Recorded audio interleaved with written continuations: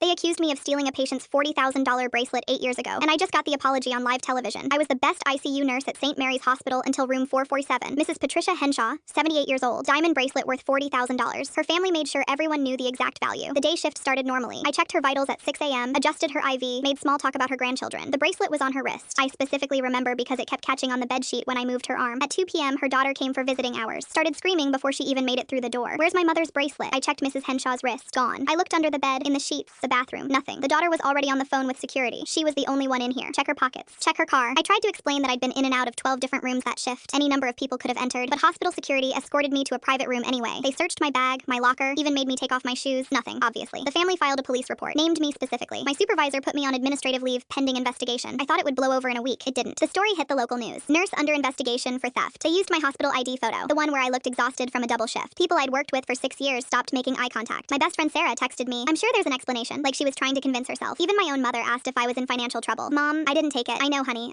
Why else would they suspect you? Because I was there. That's the only reason. I was there and poor, and the family needed someone to blame. The hospital fired me after 3 weeks. Creating a hostile work environment was the official reason. What they meant was the Henshaw family threatened to sue if they kept me employed. I couldn't get another nursing job. Every interview ended the same way. They'd look at my resume, seem impressed, then Google my name. The conversation would shift. We'll be in touch. They never were. I worked retail for 8 years, folding clothes at Target, scanning groceries at Kroger. I'd spent 4 years getting my nursing degree and passed my boards on the first try. It didn't matter. Last Tuesday, I was stocking shelves when my phone rang. Unknown number. I almost didn't answer. Is this Jennifer Costa? Yes. This is Marcus Webb from St. Mary's Hospital Administration. We need you to come to the hospital immediately. My stomach dropped. Why? There's been a development. Can you be here in an hour? I drove there in my Target uniform. They led me to a conference room. The hospital CEO was there, the head of security, a lawyer, and Sarah, my former best friend, looking like she wanted to disappear into her chair. The CEO pushed a laptop toward me. Construction workers found this in the wall during renovations of the 4th floor. Security footage dated 8 years ago. Room 447, timestamp 11:37 a.m. The video showed Sarah walking into Mrs. Henshaw's room. Mrs. Henshaw was asleep. Sarah looked at the door, then reached over and unclasped the bracelet, slipped it into her scrub pocket. The whole thing took 11 seconds. I watched Sarah on the screen check the door one more time before leaving. Then I looked at actual Sarah sitting 3 feet away. Her face was gray. The bracelet fell through a gap in the wall when she tried to hide it in the ceiling tiles. The CEO said quietly, "We found it this morning along with the archived security footage." Sarah started crying. Not the kind of crying people do when they're sorry. The kind they do when they're caught. I needed money. My student loans. I was going to pawn it, and her voice broke. When everyone thought it was you, I couldn't say anything. It had already gone too far. The hospital lawyer slid a document across the table. "We're prepared to offer you a settlement for wrongful termination, plus a formal public apology and your nursing position back with 8 years of back pay." Sarah was arrested that afternoon. The hospital held a press conference. They showed the footage on the evening news. My phone didn't stop ringing for 3 days. My mother called sobbing. "I'm so sorry I doubted you." Former coworkers sent messages. "We always knew you were innocent." Liars, all of them. St. Mary's offered me the head nursing position with a $95,000 salary. I turned it down and took a job at Children's Hospital across town instead. Sarah got 18 months and has to pay restitution to the Henshaw family. $40,000 plus interest. Turns out the bracelet was only worth $14,000. The family had inflated the value for insurance purposes.